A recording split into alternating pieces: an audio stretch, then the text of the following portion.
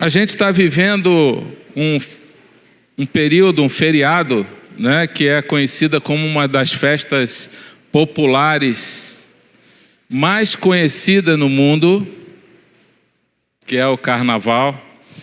E a gente vê na TV aquele povo naquela alegria toda. E na quarta-feira volta tudo ao normal. E para onde foi a alegria, aquela alegria toda? A gente sabe que a verdadeira alegria ela está em Cristo, Jesus.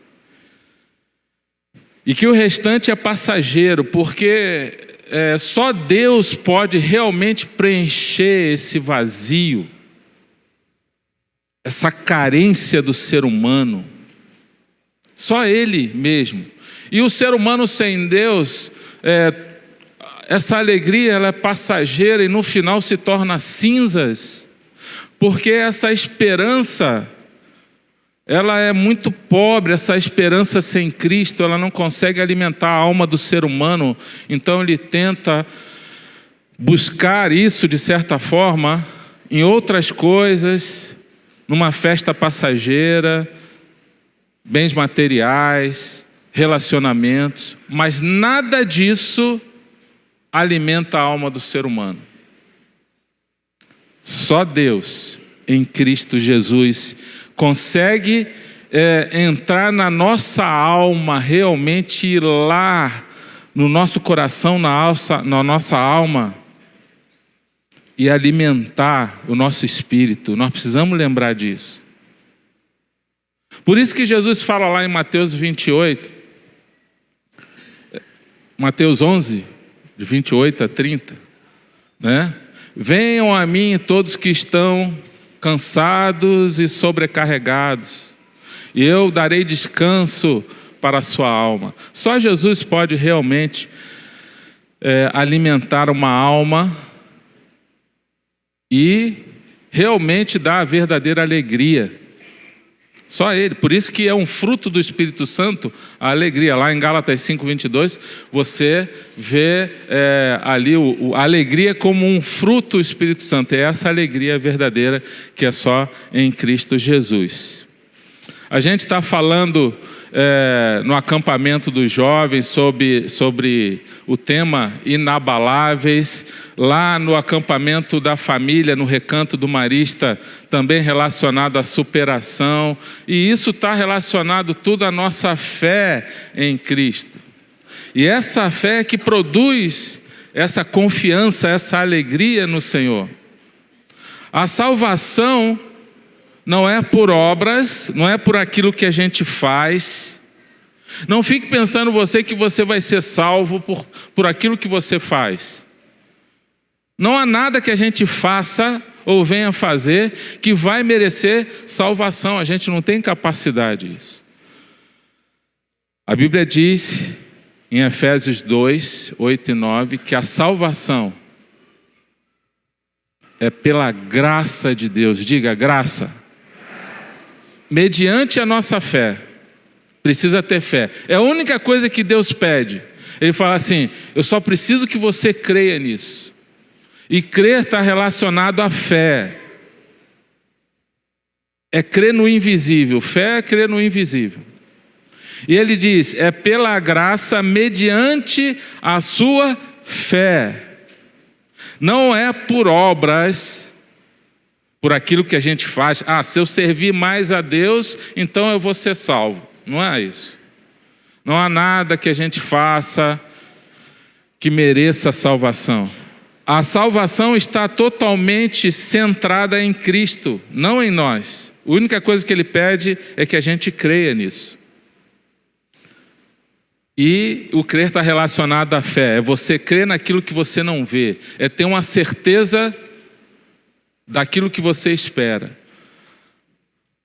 Satanás vai fazer tudo para derrubar a nossa fé.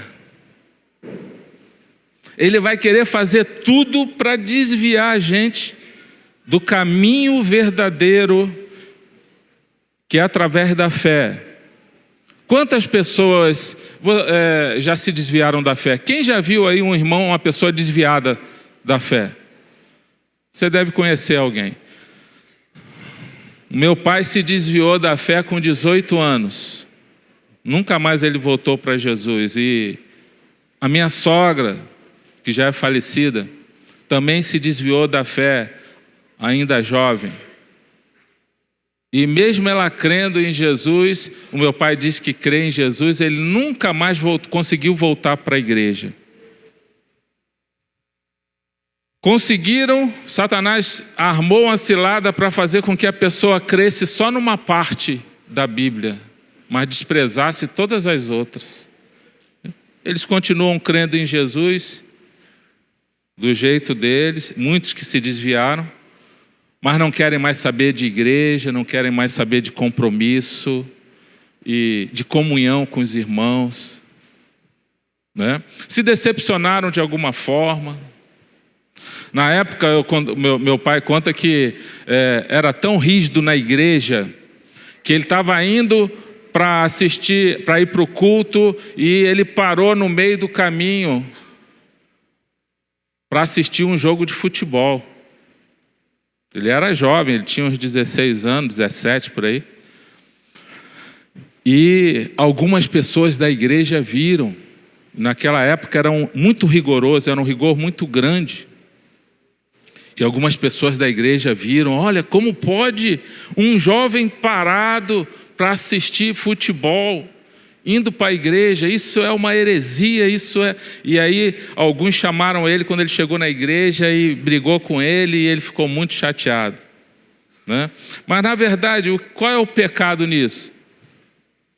Se fosse assim, todos nós estaríamos desviados agora, porque possivelmente, né, alguém já até assistiu um joguinho hoje pela manhã na TV, né? Não sei se tem aí, mas liga um canal de esporte lá. Como o culto é às 10h30, dá para assistir um pouquinho.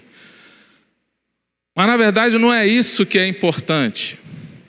E essas incoerências, muitas vezes, que acontecem na igreja, afastam as pessoas, desviam a pessoa.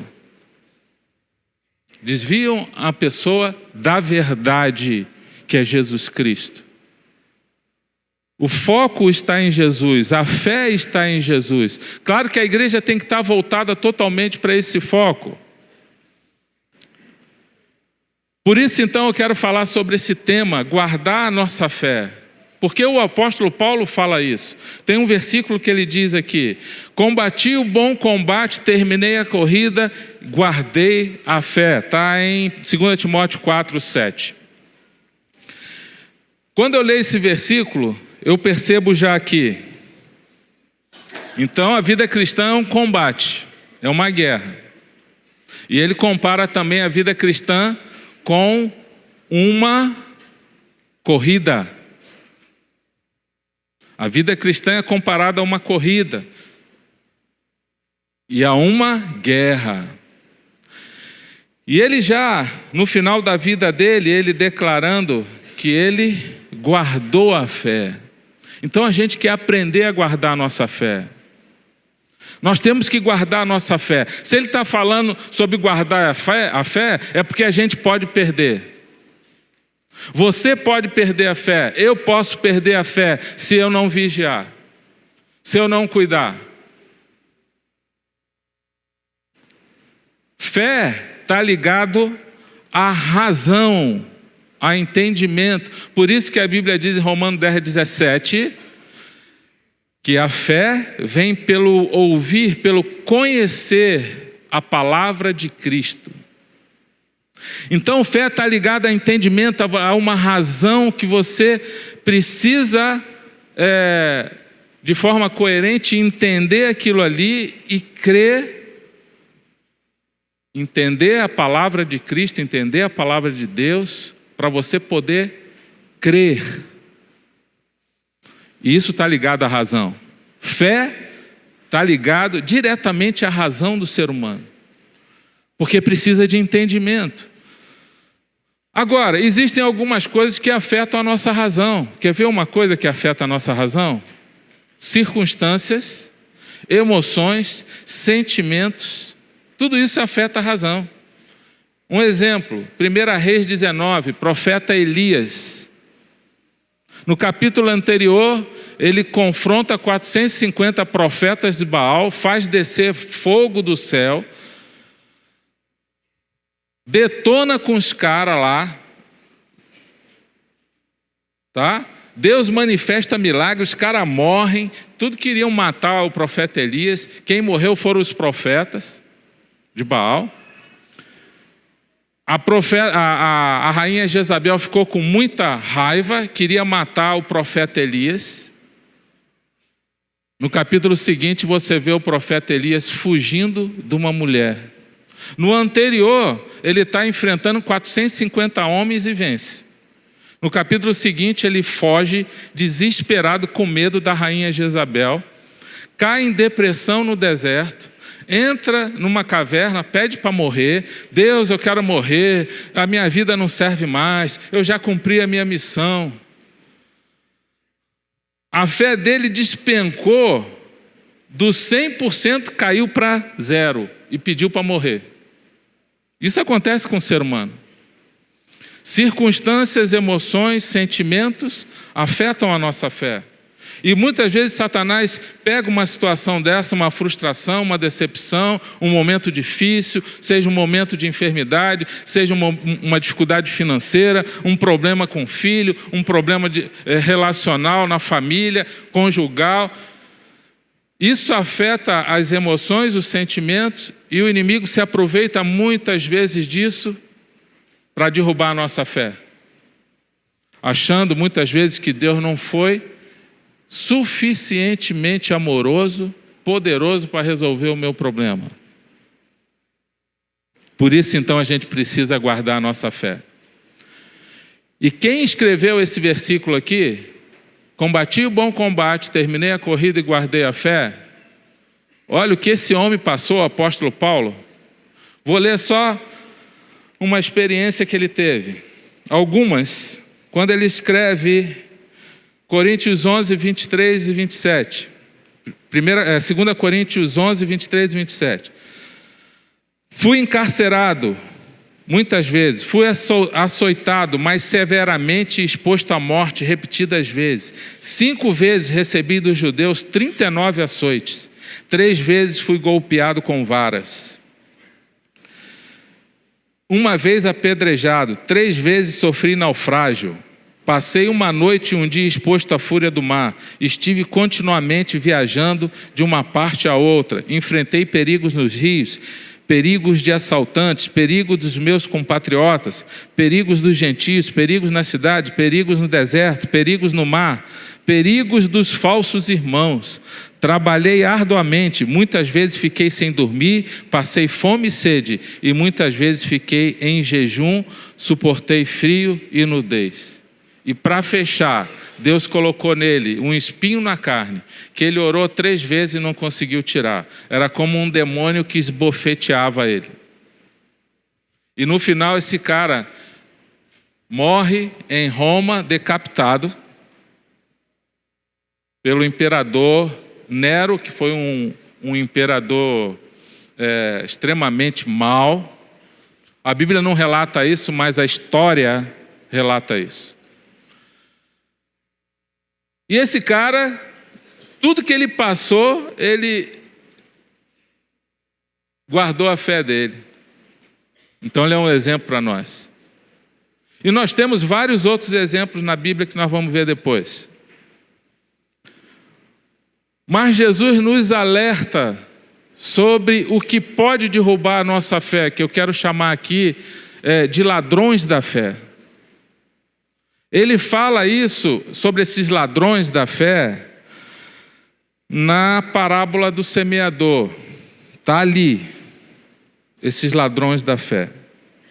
Então, nós vamos ver. A parábola do semeador, ela é citada por Jesus nos evangelhos. E eu vou usar 2 textos aqui, o de Mateus 13 e o de Lucas 8. Que fala sobre a parábola do semeador, sendo que Lucas, ele acrescenta um pontinho a mais nessa parábola. Nós vamos ver depois. Então vamos falar sobre os ladrões da fé. primeiro ladrão da fé, Jesus coloca ali a parábola do semeador. Primeiro ele conta a parábola, os discípulos não entendem, depois ele relata o significado da parábola. E um grande problema que derruba a fé é a pessoa não entender a verdade. Porque o evangelho é simples. E muitas pessoas, alguns irmãos que vieram de outra igreja para cá, já falaram para mim assim: pastor, eu vim para cá porque a gente entende fácil a palavra. Porque muitos pregadores querem pregar teologia no púlpito. As pessoas não querem saber disso. Teologia sistemática, o que isso vai adiantar na vida das pessoas? Você vai para a Bíblia, você vê Jesus conversando e falando num linguajar que o pessoal entendia. E quando ele não queria que entendesse, ele contava uma parábola para confundir a mente daquele pessoal, mesmo que não ia entender, principalmente os fariseus. Porque o entendimento é essencial para você amar a Deus. Por isso que a Bíblia diz: amar o Senhor, o primeiro e maior mandamento, com todo o coração, alma, força e entendimento. Quando você não entende determinadas coisas, você tem dificuldade de entender, tem dificuldade de crer. Então, na parábola do semeador, Jesus fala o primeiro que o semeador saiu para semear, e ele lança uma semente à beira do caminho. À beira do caminho, ali passa muita gente, é difícil nascer alguma coisa. Daqui a pouco alguém vai pisar na semente, o solo é mais duro, é compactado.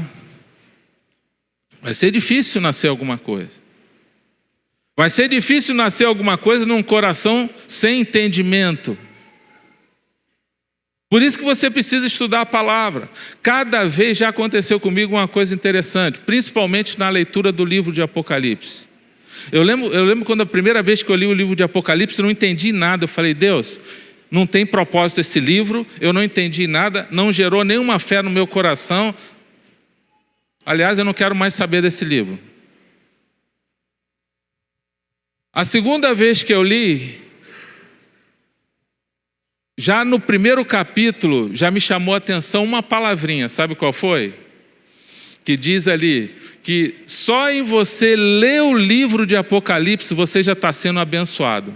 Está aí, no primeiro capítulo, você procura ali. Deus sabia que ia ser tão difícil, aquele livro, que só de você ler aquilo ali, não, já vou abençoar esse irmão, porque esse meu filho, porque ele está... Só por ele estar meditando nesse livro, eu já vou abençoar ele de alguma forma. Já tem gente querendo procurar Apocalipse aí. A segunda vez eu li, já abri um entendimento. A terceira, um pouquinho mais. A quarta, um pouquinho mais. E assim vai. Assim é a palavra de Deus. Deus não revela tudo de imediato. E a gente vai entendendo e vai gerando fé e a gente vai descobrindo coisas novas. Por isso que você precisa estudar a palavra de Deus. Mas olha o que fala em Mateus, na parábola do semeador. Veio o semeador, lançou a semente. Quando Jesus explica o significado, fala que Satanás veio e roubou essa semente porque as pessoas não entenderam a palavra. Se você não entender a palavra, Satanás rouba essa semente lançada no coração. Uma vez a pessoa terminou um com Deus e ela falou para mim, saindo do curso um com Deus, ela falou: agora eu entendi por que a gente precisa crer em Jesus. Porque eu era totalmente, a pessoa falando, desconectado de Deus e Jesus. Mas se eu tenho que crer em Deus, mas por que eu tenho que crer em Jesus? Qual é o propósito? E você aprende isso num com Deus. Por que tem que crer em Jesus? Não bastava só crer em Deus? Você precisa entender porque você tem que crer em Jesus. Crer em Jesus é que nos vai dar acesso à salvação. Deus amou o mundo de tal maneira que deu o seu único filho para todo aquele que nele crê, não pereça, mas tenha a vida eterna. Quando a pessoa entendeu o fundamento, abriu os olhos dela e ela entendeu: caramba, eu tenho que crer em Jesus está a salvação, e eu tenho que entender, e a pessoa entendeu. Quando você não entende, você não compreende a verdade, né? A palavra, o maligno vem e arranca o que foi semeado, meu irmão. Então, primeiro ladrão da fé, você não entendeu o que você está fazendo.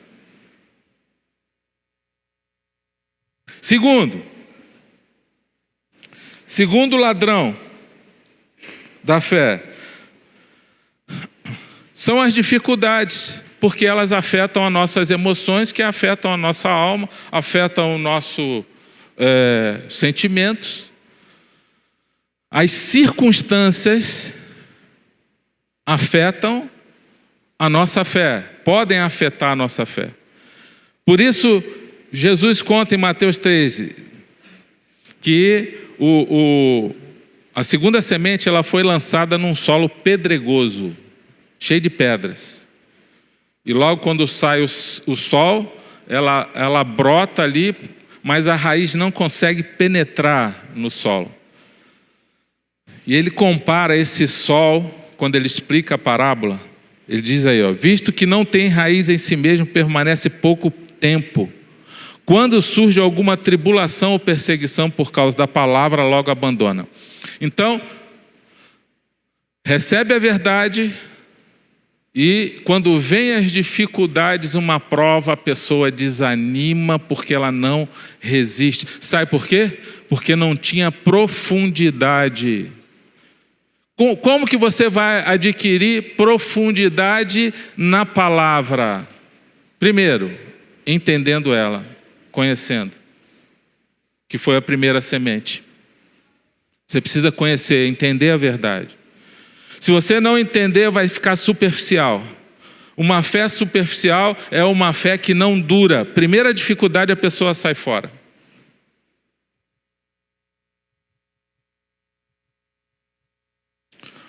Uma jovem namorando outro jovem. A jovem se converteu. E ela queria agora ter o namoro dela como Jesus ensina. Aqui não tem jovem hoje, mas pode servir para algum adulto. Pode ser que tenha alguns jovens, a maioria está no acampamento. Eu estou vendo alguns poucos aqui. Mas a jovem se converteu e ela falou: agora eu quero que nosso namoro agrade a Jesus.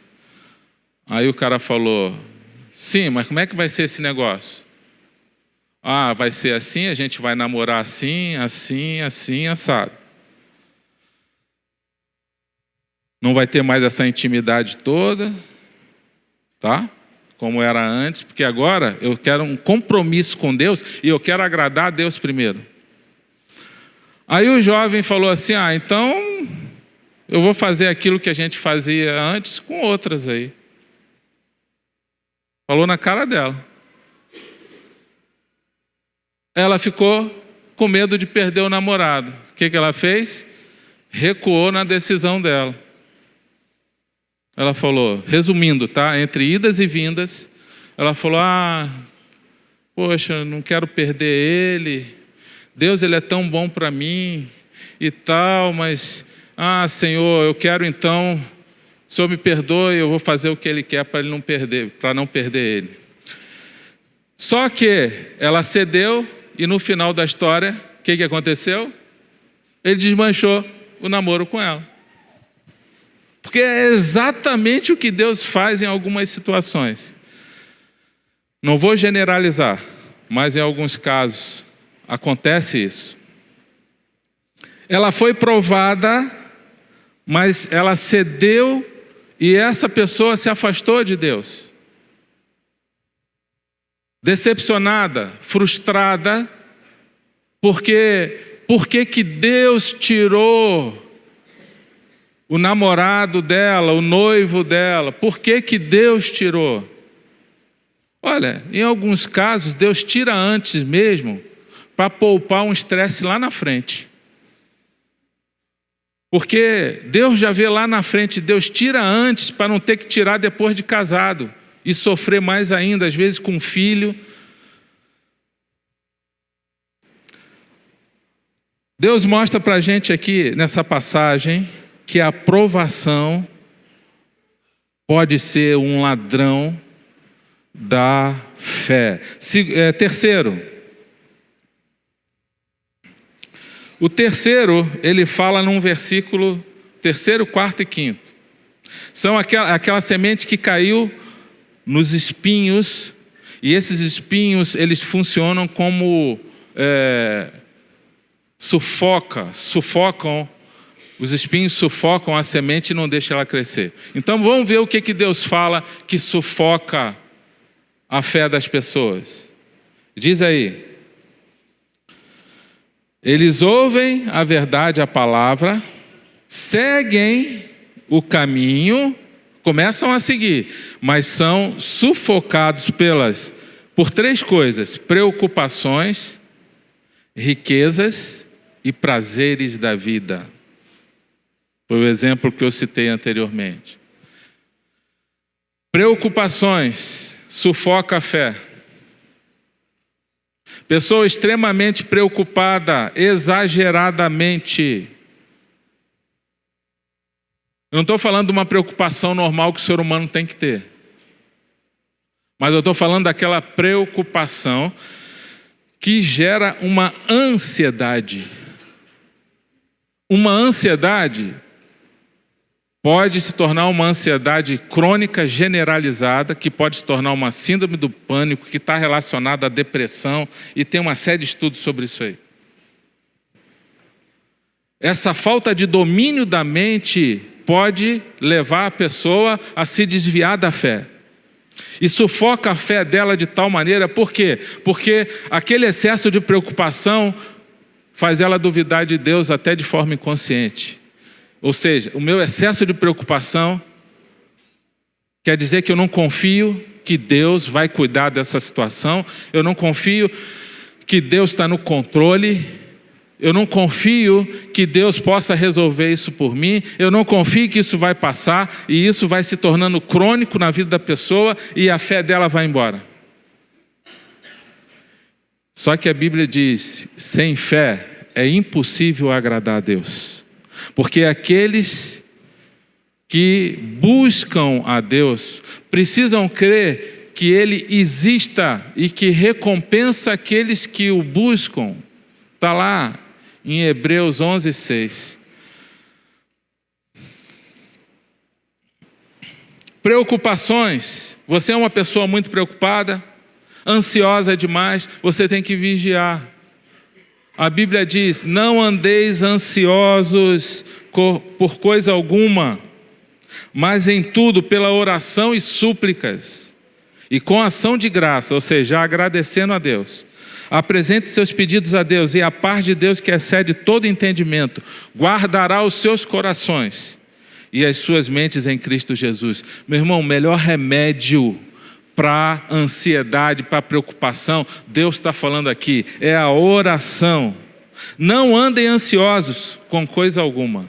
Diga, coisa alguma. Você precisa descansar e confiar em Deus.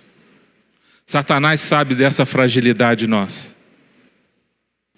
E ele tenta entrar na nossa mente, então, para gerar em nós uma ansiedade, uma preocupação com o futuro, com aquilo que possa acontecer, a ponto de roubar a nossa mente e a gente começar a duvidar de Deus, não confiar mais. Isso é um ladrão terrível de fé. E ele fala aqui, o outro, riquezas, a busca incessante de coisas materiais, aquela pessoa extremamente materialista, que só quer acumular riqueza, é o tempo todo pensando nisso, e bens materiais, essa estratégia maligna que rouba o coração das pessoas. Satanás tentou isso com Jesus no terceiro passo ali da tentação no deserto, em Mateus 4. No terceiro, ele tentou a cartada final. Ele ofereceu todos os reinos e riquezas para Jesus, para que Jesus se dobrasse e não cumprisse o ministério proposto por Deus. Mas Jesus não cedeu. Jesus em tudo foi tentado, mas não pecou, diz lá em Hebreus. Satanás vai tentar a gente com coisas materiais, fazer a gente pensar que os bens materiais são mais importantes.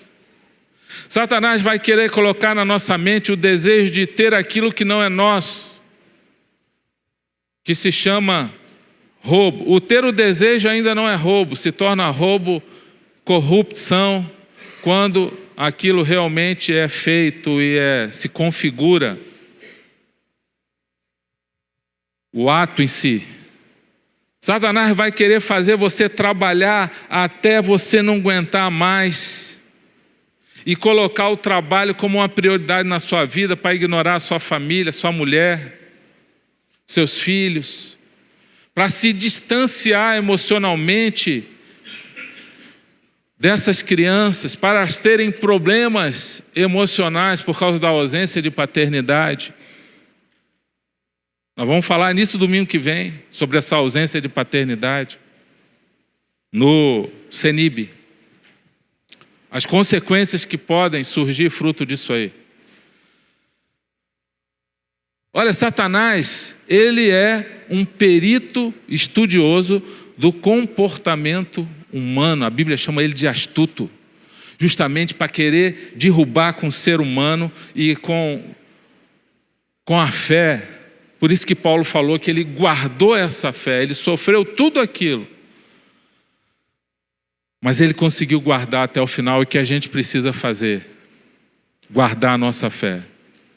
Fala assim: eu preciso guardar a minha fé. Se eu preciso guardar é porque eu posso perder, e eu não quero perder a minha fé. Mas Deus nos ensina a vigiar. Olha, você precisa vigiar com entendimento da palavra. Você precisa lembrar que as provações, as circunstâncias podem nos desviar da fé, porque é o solo pedregoso que é superficial, não há profundidade. Se você tiver profundidade na sua fé, nada derruba você. É igual a palmeira. Você já viu como a palmeira ela demora a crescer? Essa palmeira imperial. O pessoal planta ela, bonita, né? Aqui não tem tanto, mas lá, quando vai mais para o norte, tem muita palmeira imperial. Palmeira imperial demora a crescer. Sabe por que ela está demorando a crescer? Porque ela está crescendo para baixo primeiro. Ela cresce para baixo. A raiz dela vai para o fundo. Não é aquela raiz que fica superficial. Você pode plantar uma palmeira imperial do lado do muro, do lado de uma casa, que não derruba a casa. Porque as raízes vão para o fundo.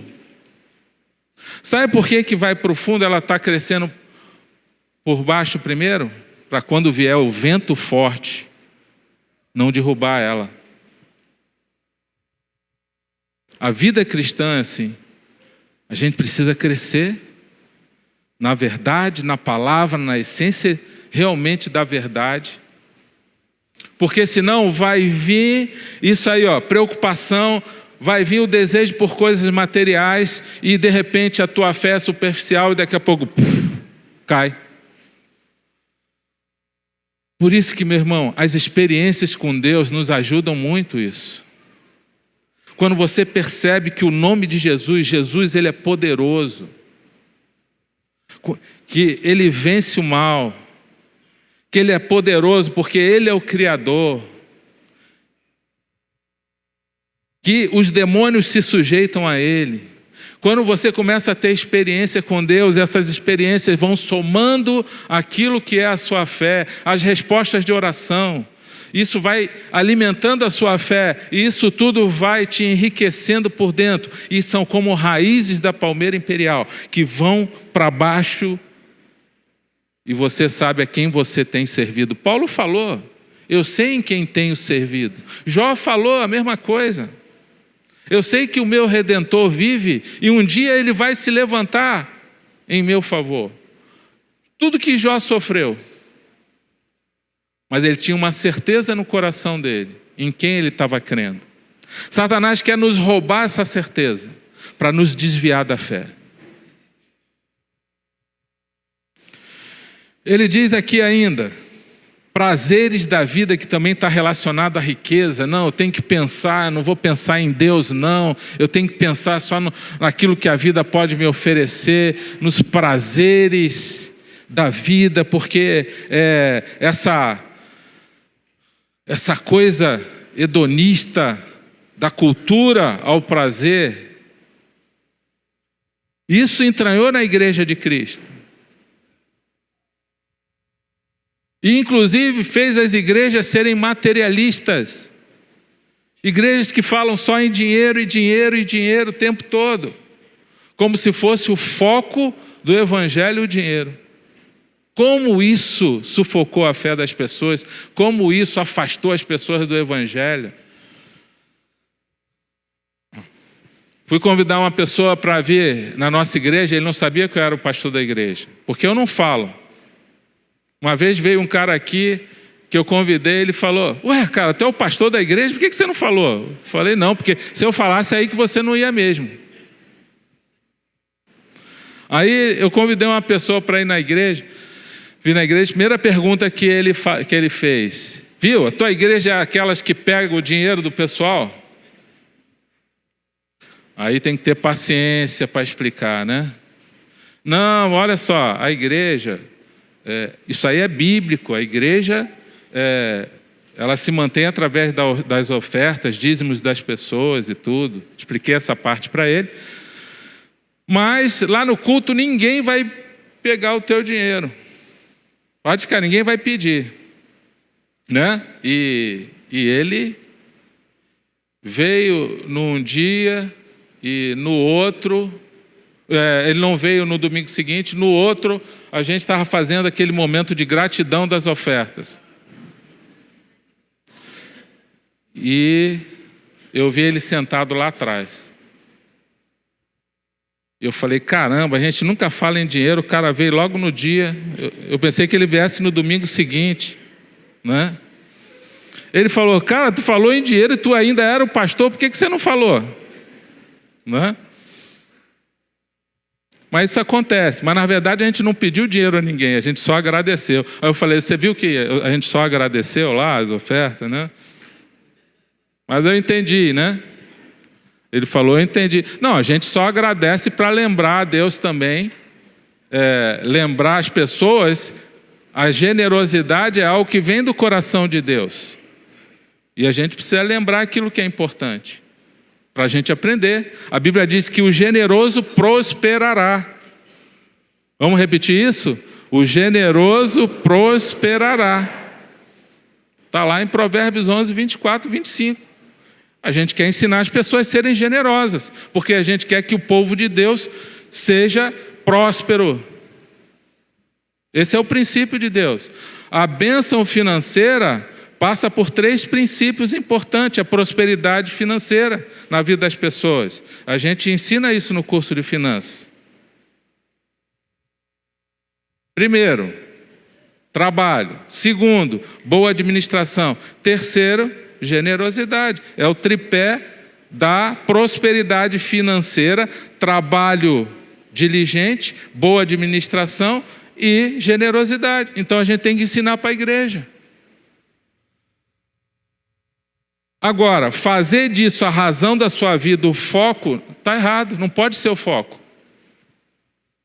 Tanto para a igreja quanto para a sua vida. A sua vida não pode ser o foco, o dinheiro. Se a sua vida, o foco for riqueza, dinheiro, produzir riqueza e só curtir nessa vida, você vai ter problema.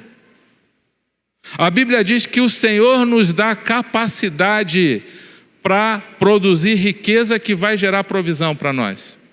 Essa capacidade vem de Deus.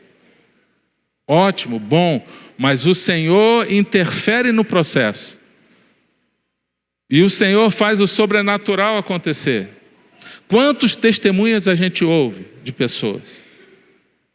Então, você tem que cuidar com esses ladrões de riqueza, porque isso sufoca a sua fé, são espinhos na nossa fé. São espinhos. E produzem preocupações, riquezas e prazeres. Funcionam como os espinhos que sufocam e não nos deixam crescer, prosperar. Agora, vamos ver alguns exemplos que Deus nos coloca como está lá em Hebreus 11, alguns heróis da fé, porque a fé sem obras ela é morta. Você não pode dizer assim, eu tenho fé, sim, mas o que você está fazendo para demonstrar a sua fé? Deus vai perguntar. Eu tenho fé, sim, mas o que você está fazendo? Quais são as suas escolhas, as suas atitudes? Então, em Hebreus 11, nós temos uma galeria dos heróis da fé ali. Muito legal. Para você ler com calma. Eu vou pegar só alguns. Vou pegar só 3. Que vão nos ensinar algumas coisas sobre como manter essa fé guardada.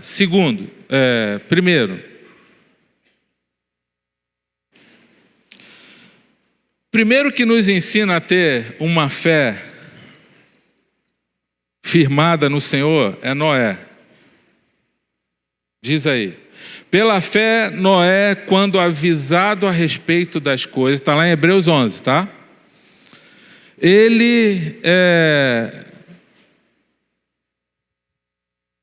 Como ele reagiu quando ele foi avisado a respeito das coisas que ainda não se viam? Movido por santo temor, construiu uma arca para salvar sua família. O que Deus está falando aqui? Olha, a fé demonstrada por Noé é porque ele tinha temor a Deus. Não existe fé sem temor a Deus. Imagina Noé lá construindo a arca. Nunca tinha chovido na terra. E ele construindo uma arca que ia inundar. Deus se entristeceu tanto com o povo, com o pecado do povo. Deus se entristeceu tanto com a corrupção da humanidade. E ele olha para Noé e vê, só existe um que pode ser salvo. Noé e sua família. A Bíblia diz que Noé era um homem íntegro. Sabe como que a gente demonstra a nossa fé a Deus? Pela nossa integridade também. Você está sendo uma pessoa íntegra? Ou sempre tem que fazer uns esquemazinhos para se dar bem? Muita gente às vezes faz esquemas para não pagar o que tem que pagar, para receber um benefício que não é dele e tal. Isso mostra a falta de fé. Que Deus... A pessoa tem que mentir ou a pessoa tem que se corromper para poder ter aquilo que Deus fala que Ele vai dar, provisão. Bem-aventurado aquele que teme ao Senhor. Temor. Salmo 128 fala isso. Comerá do fruto do seu trabalho, será feliz e próspero. Deus promete isso para aquele que teme. Agora, o que não tem temor, não confia nessa verdade. Então ele começa a querer dar o jeitinho dele. Noé tinha um temor a Deus que fez ele enxergar aquilo que é o invisível. Isso se chama fé. Ele enxergou aquilo que Deus falou. Se Deus falou, eu tenho que construir uma arca que vai haver uma grande inundação na terra e vai morrer todo mundo. E hoje em dia já é comprovado que houve uma grande inundação na terra. Os arqueólogos já comprovaram isso aí. Toda a terra foi inundada num dia que eles não sabem exatamente quando, mas isso já está comprovado. Isso é fato. E contra fato não há argumento. Eles encontram fósseis de animais marítimos em vários locais que nunca houve mar hoje, mas no passado já houve. E aí? Isso prova que passou a água do mar por ali, num local que não tinha hipótese alguma do mar chegar lá. Noé, ele tinha um temor a Deus. E esse temor a Deus gera fé, faz a gente enxergar aquilo que a gente não vê. Isso se chama fé. Segundo, obediência. Hebreus 11 fala, pela fé Abraão, quando chamado, obedeceu, dirigiu-se a um lugar que mais tarde receberia como herança, embora não soubesse para onde estava indo. O que Deus fez com Abraão ali em Gênesis 12? Chegou para Abraão: Abraão, sai da tua terra, da tua parentela, vai para um lugar que eu vou te mostrar ainda. Imagina você falando para a tua família: ó, pessoal, estou indo. Para onde? Não sei, Deus vai mostrar. Aí, caramba, o cara pirou, tá doido. Largou tudo, largou o trabalho, largou a terra dele, largou tudo. Não, eu vou embora. Deus mandou. Aí Deus fala assim: ó, vai para a tua parentela, sai da tua terra, sai da tua parentela, vai para uma terra que eu vou te mostrar ainda, porque de você virá uma grande nação, eu vou fazer de você uma grande nação, e através da sua vida, todas as famílias da terra serão abençoadas. Sabe o que ele está falando? A profecia de que dessa geração, dessa descendência, nasceria Jesus. Nós fomos abençoados através de Abraão também. Aí ele sabe que a mulher dele é estéril. Ele foi chamado com 75 anos. Essa chamada dele.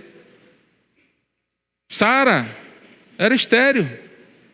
Uma grande descendência para mim? Não, isso não é de Deus não. Isso é do diabo que está falando no meu ouvido.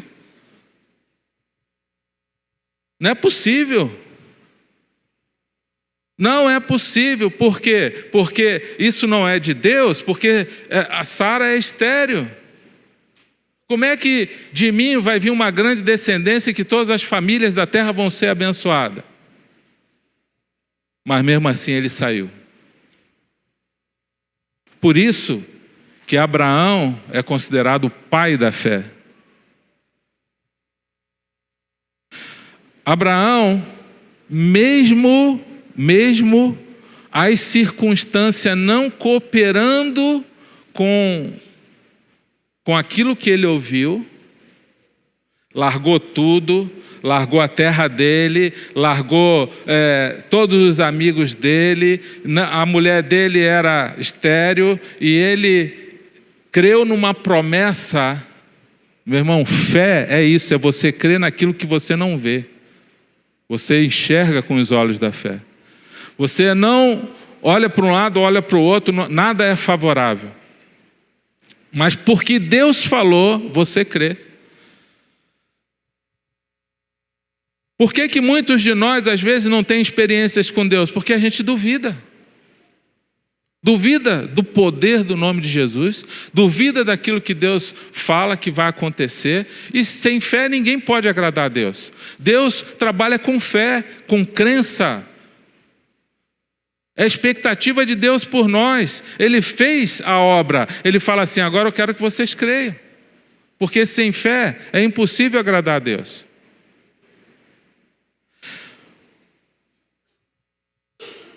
Abraão de novo sendo testado. Lá em Gênesis 22. Hebreus 11 fala: Abraão, quando Deus o pôs à prova, agora já nasceu o filho. O filho prometido Isaque nasceu. Deus pôs Abraão à prova, ofereceu Isaque como sacrifício. Aquele que havia recebido as promessas estava a ponto de sacrificar o seu único filho, embora Deus lhe tivesse dito: por meio de Isaque a sua descendência será considerada. Abraão levou em conta que Deus pode ressuscitar os mortos. Essa história está em Gênesis 22. Deus deu Isaque para vir a descendência de Abraão até Jesus, para que essa verdade chegasse até nós. Agora Deus pede em Gênesis 22, Isaque em sacrifício a Abraão. E ele pega aquele filho, pega lá a lenha e vai em direção ao Monte Moriá. E fala para os servos dele: fiquem aqui. Monte Moriá é hoje lá, o Monte Moriá ali onde é o Muro das Lamentações hoje, onde foi o Templo de Salomão ali em Jerusalém. Ali é o Monte Moriá. Até hoje tem essa pedra ali, tá? Bem no lugar onde Abraão colocou Isaque. E ele então fala para os servos dele: olha, eu vou lá sacrificar, vou lá fazer o que eu tenho que fazer, mas nós voltaremos. Ele deixou a pista. Eu creio que Deus vai dar, na mente dele estava pensando, Deus vai dar uma saída que não vai precisar sacrificar Isaque. Mas ele foi até o final. Subiu o Monte Moriá lá, subindo o Monte Moriá. Isaque, o menino, pergunta: pai, nós temos aqui a lenha, a cinza, nós temos aqui tudo que precisa, mas cadê o cordeiro? Cadê o cordeiro, pai?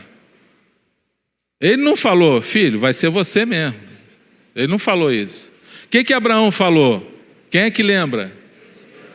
Deus. Fala para o seu irmão isso aí. Deus vai prover, meu irmão.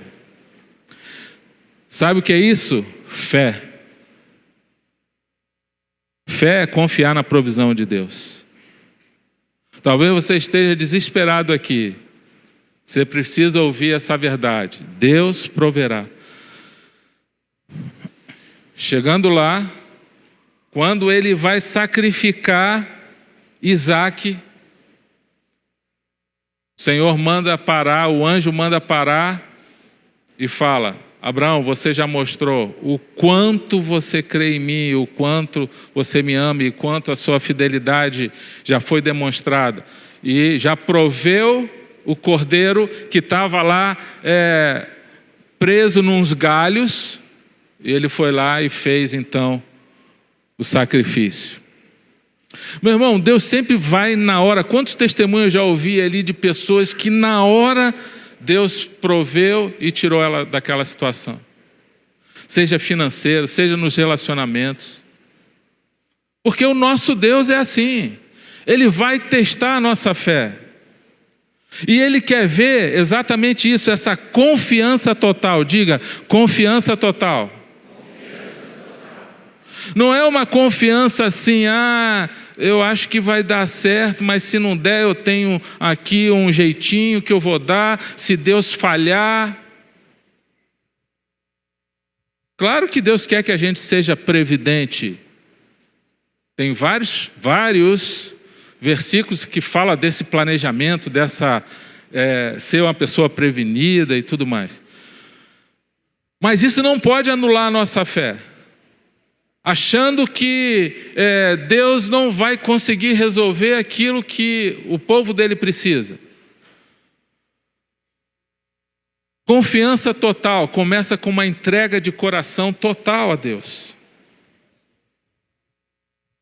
Quarto, nós vimos Noé, Abraão, agora vamos a Moisés. Em Hebreus 11, é a galeria completa dos heróis da fé. Você também pode ser um herói da fé. E eu creio que tem muitos aqui que são heróis da fé. Que passaram por provas e venceram e conseguiram dar a volta por cima. Vários irmãos nossos são heróis da fé. Que não desistiram de Deus diante das circunstâncias. Pela fé, Moisés, já adulto, recusou ser chamado filho da filha do faraó, preferindo ser maltratado com o povo de Deus a desfrutar os prazeres do pecado. Moisés foi criado por faraó. educado ali, mas chegou um momento que ele realmente ficou sabendo quem era a família dele, a origem dele, e ele falou: não quero mais isso. Ainda mais que o povo dele estava sendo escravizado, o povo de Israel sendo escravizado, e ele sendo israelita, com todas aquelas benesses do Egito, de Faraó. E o Egito na Bíblia prefigura mundo, pecado, todo o tempo. E Moisés chegou um momento que ele decidiu abrir mão de tudo isso. Eu renuncio a tudo isso por amor ao Senhor, por amor ao meu povo. Eu não quero mais isso. E ele foi embora. A Bíblia diz que ele foi embora. E no versículo seguinte, fala que ele saiu do Egito não temendo a ira do rei e perseverou, porque via aquele que é invisível. Então ele foi um homem corajoso e perseverante. Isso mostra a fé. Porque a fé sem obras é morta. Não adianta a gente falar que tem fé e não demonstrar coragem, não demonstrar perseverança. Por quê? Porque ele viu aquilo que é invisível. Fé é você ver aquilo que é invisível. Isso é fé. Moisés teve fé, ele não temeu a ira de Faraó, ele não ficou com medo, ele foi corajoso e ele perseverou na decisão dele, e Deus fala que ele viu aquilo que é invisível. Meu irmão, a fé faz isso, faz a gente ver aquilo que é invisível. Você quer ver o que é invisível? Deus faz isso. Deus faz a gente enxergar com os olhos da fé aquilo que os outros não enxergam. Deus faz você enxergar aquilo que Ele deseja para você, se Ele sentir que no teu coração há fé. E Jesus falou: olha, se a gente tiver uma fé do tamanho de um grão de mostarda, eu já começo a fazer grandes coisas, porque esse grão vai crescer e vai se tornar uma árvore com muitos frutos. Deus quer que a gente tenha fé e que essa fé cresça. A fé pode crescer muito no Senhor. Os discípulos chegaram um momento que eles pediram para acrescentar a fé. Senhor, a fé vem de Deus. Diga: a fé vem de Deus. A Bíblia diz que Jesus é o autor e consumador da nossa fé. Jesus, a fé não vem do ser humano, meu irmão. O ser humano, aliás, a nossa natureza carnal, ela vai contra a fé. A fé verdadeira, ela vem do Senhor e começa a partir do momento que a gente deseja isso no nosso coração. Começa a partir do momento que a gente começa a querer crer, que a gente crê, que a gente entrega a nossa vida, e o Senhor vem então aumentando, acrescentando fé e produzindo mais fé no nosso coração. Você quer guardar a sua fé? Sim ou não? Sim. Então fique de pé. A decisão que a gente precisa tomar hoje é guardar a nossa fé.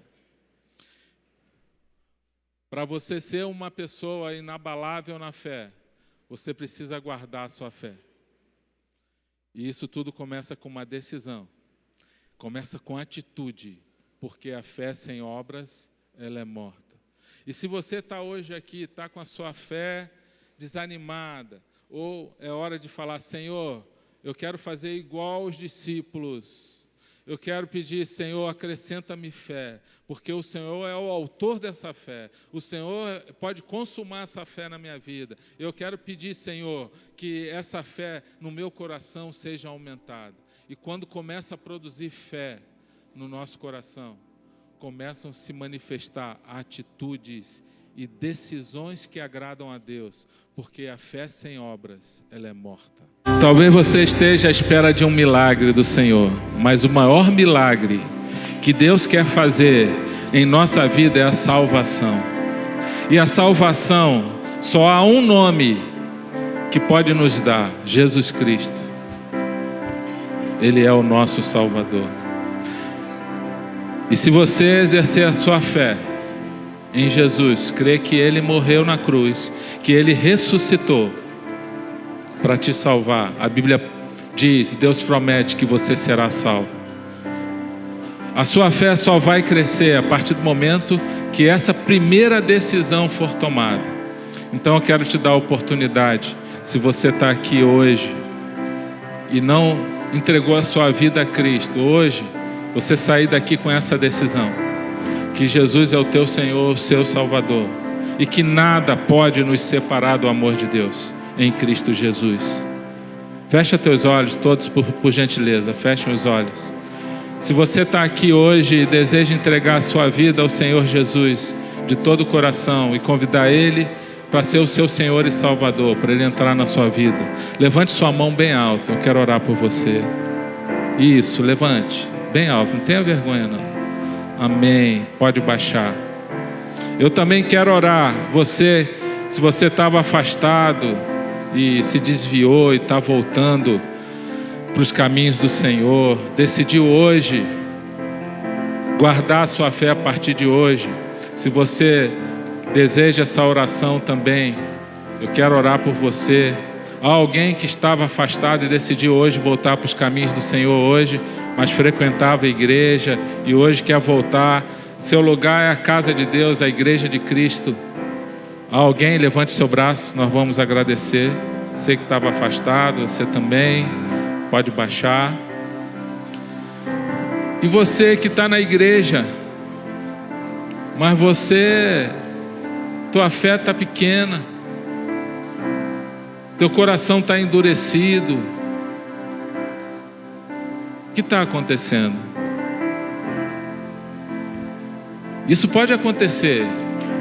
Eu lembro uma época da minha vida, 95, 96, parecia que Deus não ouvia, tem muitos anos isso. Eu fui perdendo desejo das coisas de Deus, fui perdendo o desejo de ir no culto, parecia que o meu coração estava endurecido, e eu percebi que o problema não era Deus, o problema era eu estava me tornando um religioso, só um frequentador de igreja. Eu falei para Deus, eu não quero isso. Pode ser que você esteja aqui assim hoje, com a sua fé numa descendente. Nós queremos orar por você. Se tem alguém aqui assim, que está se sentindo assim, e quer falar para o Senhor, Senhor, acrescenta fé no meu coração. Eu quero a partir de hoje tomar uma decisão realmente. E a fé, meu irmão, vem pelo ouvir da palavra de Cristo. Essa palavra de Deus gera fé em nosso coração. Essa palavra de hoje aqui é para gerar fé no seu coração.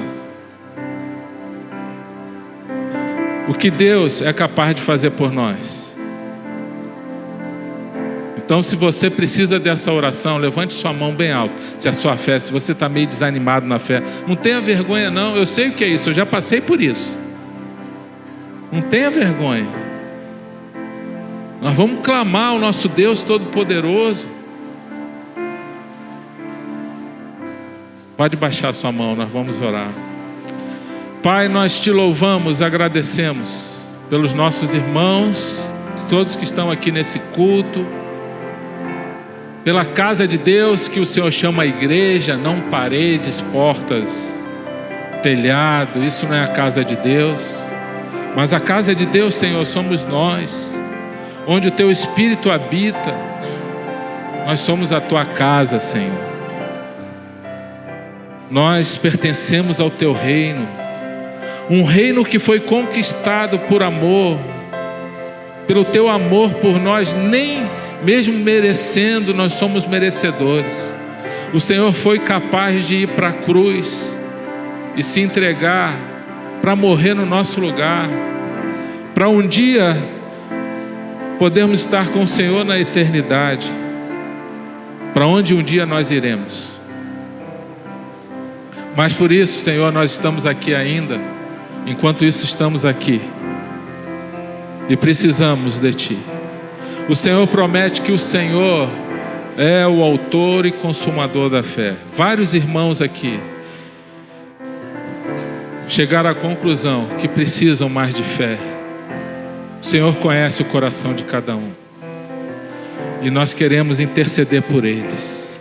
Senhor, que o Senhor possa avivar o coração desses irmãos, dá experiências para eles, se manifesta com o teu poder. Senhor, faz, Senhor, algo acontecer na vida deles, para que eles possam ver, Senhor, o teu cuidado, o teu amor, o teu carinho com o teu povo. Senhor, nós queremos glorificar a Ti, dá experiências para esses irmãos que estão desanimados na fé, esses também que hoje decidiram por Cristo, e aqueles que estão voltando, que estavam afastados e decidiram hoje voltar, que já frequentaram a igreja, esses nossos irmãos que estão aceitando a Cristo hoje. Senhor, Pai, escreve o nome deles no livro da vida e dá experiências para ele, que essa semente caia num solo fértil, como o Senhor ensina naquela parábola, Senhor. Um solo que venha dar fruto e produzir um coração bondoso, um coração temente a Ti, um coração cheio de fé, onde Satanás não tenha poder para roubar essa semente. Senhor, guarda a vida desses irmãos que estão hoje aceitando a Cristo e faz deles, Senhor, cristãos fervorosos, tementes a Ti, fiéis, que vão dar um bom testemunho, que vão mostrar o amor ao Senhor através da fé de cada um. Pai, eu Te louvo e Te agradeço por esse culto. Obrigado por esse domingo. Obrigado pelos jovens que estão no acampamento, pelas famílias que estão lá no Recanto do Marista. Senhor, nos dê boas experiências nesse feriado. Obrigado, em nome de Jesus. Amém. Amém. Deus te abençoe. Diga para o seu irmão assim: guarda a tua fé, meu irmão.